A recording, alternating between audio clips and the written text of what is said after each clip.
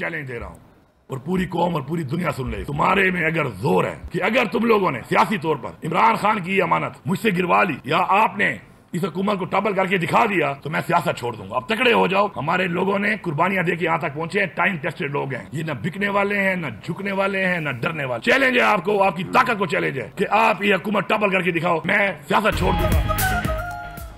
मेरी हुकूमत गिरा सकते हो तो गिरा कर दिखाओ, आईने तरीके से हुकूमत गिरा दी तो सियासत छोड़ दूंगा। वजीर आला खैबर पख्तूनख्वा अली अमीन गंडापुर का चैलेंज, कहा जिसने भी तहरीक अदम एतमाद लानी है ले आए, गवर्नर आज का शौक भी पूरा कर लें। खैबर पख्तूनख्वा हुकूमत कोई खत्म नहीं कर सकता, हमारे नंबर पूरे हैं। कोई समझता है कि पीटीआई में दरार पैदा कर सकता है तो ये उसकी भूल है। मुहर्रम के बाद हुकूमत मुखालिफ तहरीक शुरू करने का भी ऐलान। बैरिस्टर गौहर ने कहा केपी हुकूमत की हर हाल में हिफाजत करेंगे, जो भी प्लान होगा बानी के हुक्म के बाद ऐलान करेंगे। सलमान अकरम राजा ने कहा नशिस्तें छीन लेने से जद्दोजहद खत्म नहीं करेंगे। शेख वक्कास अकरम बोले बानी की रिहाई के लिए हर मुमकिन कोशिश करेंगे। जुनैद अकबर ने कहा बानी जो हुक्म देंगे उस पर अमल होगा।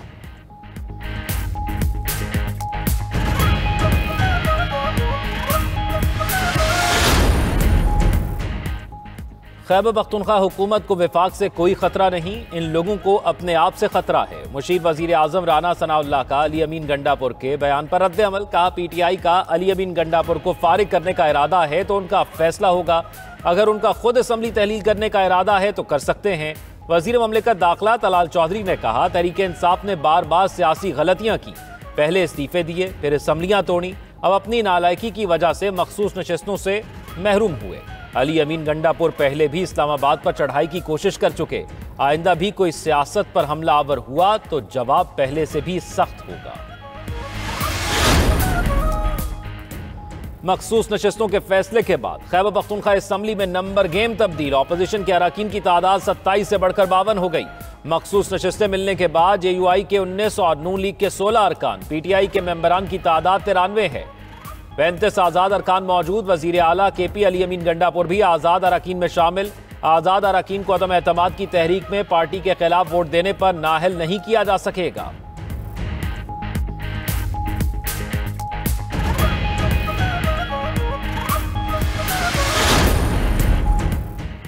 पीटीआई की पार्लिमानी पार्टी की बैठक, मखसूस नशिस्तों का फैसला मुस्तरद। बानी की रिहाई के लिए करारदाद मंजूर। पार्टी के अंदरूनी इख्तलाफात खुलकर सामने आ गए। रुकन कौमी असम्बली निसार जट की अली अमीन गंडापुर और दीगर क़यादत पर तनकीद। कहा जब बानी पीटीआई ने मुलाकात का पैगाम दिया तो उस पर अमल क्यों न किया गया। बजट मंजूरी से कबल बानी से मुशावरत की जाती तो बेहतर होता। अली मोहम्मद खान की सोशल मीडिया को महदूद करने की तजवीज़। इस्लामाबाद की बजाय मुल्क भर में एहतजाज का भी मशवरा। जरताज गुल की मुज़ाकराती कमेटी तश्कील देने की तजवीज़। जुनैद अकबर तर्जुमान खैबर पख्तूनख्वा हुकूमत बैरिस्टर सैफ पर बरस पड़े। कहा बैरिस्टर सैफ उनके खिलाफ तो बोलते नहीं जिनके खिलाफ बोलना चाहिए।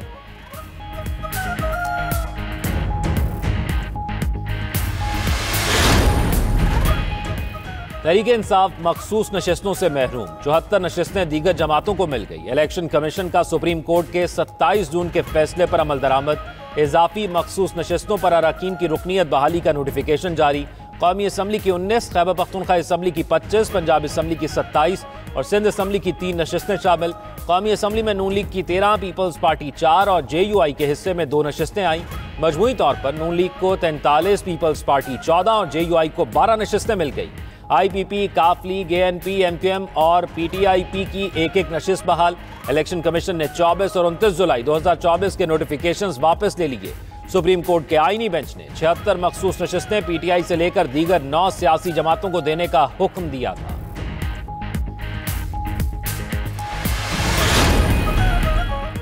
पाकिस्तान के रोशन मुस्तकबिल के लिए मुआशी अहदाफ के हसूल में कोताही बर्दाश्त नहीं की जाएगी। वजीर आजम शहबाज शरीफ का एफबीआर डिजिटाइजेशन के जायजा इजलास से खिताब। मुआशी तरक्की के लिए तमाम इदारों को एफबीआर से ताउन की हिदायत। महसूलात में 42% इजाफे पर वजारत खजाना और एफबीआर की काविशों की तारीफ। वजीर आजम का कहना था कि नए माली साल में मुआशी अहदाफ हासिल करने के लिए भी इसी मुस्तदी का मुजाहरा किया जाए। टैक्स नादहिंदा और तमाम सनतों के पैदावारी अमल को डिजिटाइज करके टैक्स नेट में लाया जाए। कारोबारी बरादरी और टैक्स दहिंदगान को मुकम्मल सहूलियात फराहम की जाएं। वजीर आजम से सऊदी सफीर नवाफ बिन सईद अल मालकी की मुलाकात। वजीर आजम ने मशरिक वुस्ता के अमन और पाक भारत जंगबंदी के लिए सऊदी किरदार को सराहा।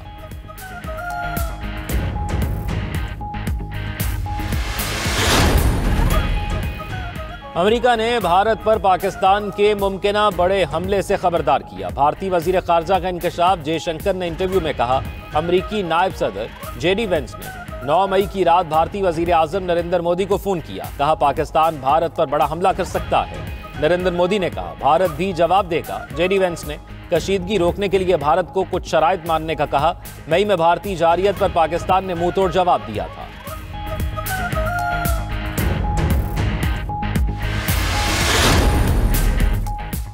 पाकिस्तान की डिक्शनरी में सरेंडर करना शामिल नहीं। दहशतगर्दी के खात्मे के लिए भारत से मिलकर काम करने को तैयार हैं। बिलावल भुट्टो की भारतीय क़यादत को पानी और दहशतगर्दी पर मुज़ाकरात की दावत। कहा, आएं बात करें और मसला कश्मीर हल करें। भारत, पाक अफवाज और हमारी पुलिस से दहशतगर्दी के खिलाफ कार्रवाइयां सीखे। चेयरमैन पीपल्स पार्टी का दुनिया के लिए पाकिस्तान की दहशतगर्दी के खिलाफ जंग के उन्वान पर आलमी कॉन्फ्रेंस से खिताब। कहा, तालिबान हुकूमत की वादा खिलाफियां खित्ते में अदम इस्तेहकाम का बाइस बन रही हैं। अफगान अबूरी हुकूमत दोहा मुआहदे की पासदारी करे।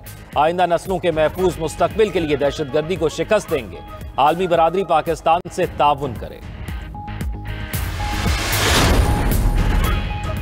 वफाकी वजीर खजाना का आलमी तरक्याती ताउन को मौसर बनाने और तरक्याती ताउन की नई सोच अपनाने पर जोर। मोहम्मद औरंगजेब ने स्पेन में कसीरुल फरीकी गोलमेज इजलास से खिताब में कहा कि पाकिस्तान पायदार तरक्की के लिए नतीजा खेज और शफाफ शराकतदारियों के लिए पुरअज़्म है।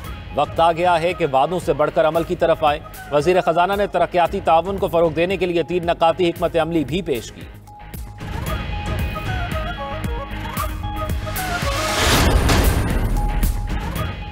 मौलाना फजल रहमान को सिक्योरिटी खदशात। सरबराह JUI की रिहाइश गाहों पर इजाफी सिक्योरिटी तैनात। वफाकी हुकूमत ने सिक्योरिटी खदशात पर एक प्लाटून फ्रंटियर कांस्टेबलर की तैनाती का नोटिफिकेशन जारी किया था। इजाफी सिक्योरिटी तैनात करने का फैसला मौलाना से वजीर आजम की मुलाकात के बाद किया गया।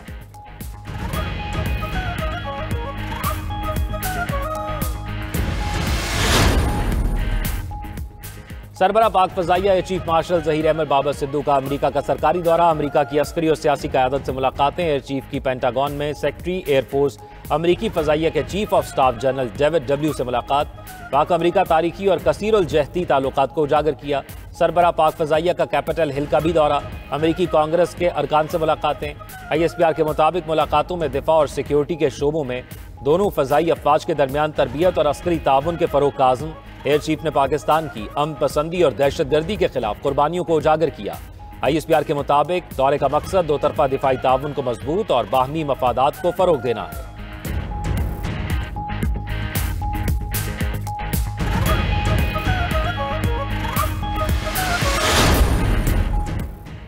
गजा जंग में वक्फे की उम्मीद। इसराइल अमेरिका के दरमियान गजा में 60 रोजा जंगबंदी के लिए शराइत पर इत्तफाक। अमेरिकी सदर डोनाल्ड ट्रंप ने कहा, उनके नुमाइंदों ने गजा पर इसराइली हुक्काम के साथ तवील मुलाकात की।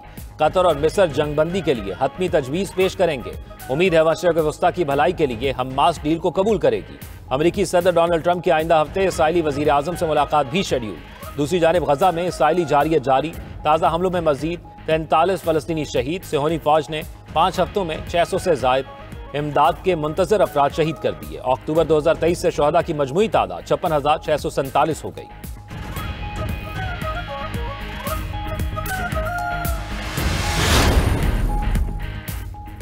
ईरानी सदर ने बैनुल-अक़वामी एटमी तवानाई एजेंसी के साथ ताउन मुअत्तल करने के कानून की मंजूरी दे दी। गुज़िश्ता हफ्ते ईरानी पार्लियामेंट ने IAEA से ताउन मुअत्तल करने का कानून मंजूर किया था। दूसरी जानिब ईरानी वज़ीर ख़ारजा अब्बास अराग़ची का इंटरव्यू के दौरान कहना था कि अमरीकी बमबारी से फर्दू जौहरी प्लांट को शदीद नुकसान पहुंचा, लेकिन ये नहीं जानते कि फर्दू में क्या हुआ। ईरानी जौहरी तवानाई तंजीम तशख़ीस और जायजा लेने के काम में मसरूफ है। मुकम्मल तहकीक के बाद रिपोर्ट हुकूमत को पेश की जाएगी।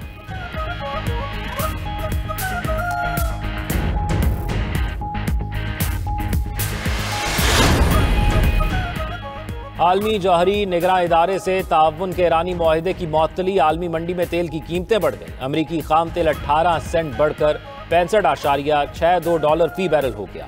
बरतानवी ब्रेंट फी बैरल 30 सेंट महंगा 67.25 डॉलर का हो गया। फी ऑन सोना 60 सेंट महंगा 3,350 डॉलर का हो गया। बिटकॉइन की कीमत में 2,446 डॉलर इजाफा 1,08,005 डॉलर का हो गया।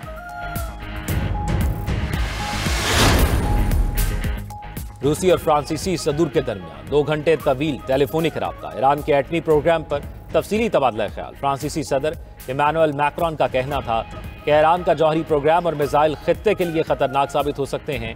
ईरान को IAEA से ताउन और NPT मुआहिदे पर अमल करना होगा।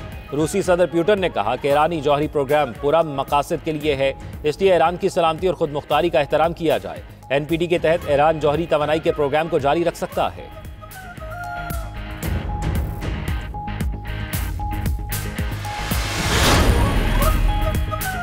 सोमालिया में युगंडा का फौजी हेलीकॉप्टर गिरकर तबाह, 5 अफराद हलाक, 3 जख्मी। हादसा सोमालिया के दारुल हुकूमत मोगादिशु में पेश आया। खबर एजेंसी के मुताबिक युगंडा का फौजी हेलीकॉप्टर अफ्रीकी यूनियन के मिशन के तहत तैनात था। हादसे के वक्त हेलीकॉप्टर में 8 एहलकार सवार थे।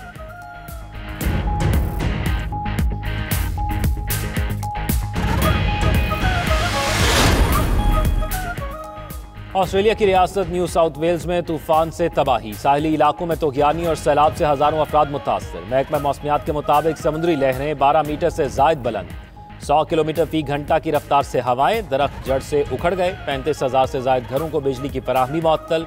तूफान आज न्यूजीलैंड की तरफ बढ़ेगा।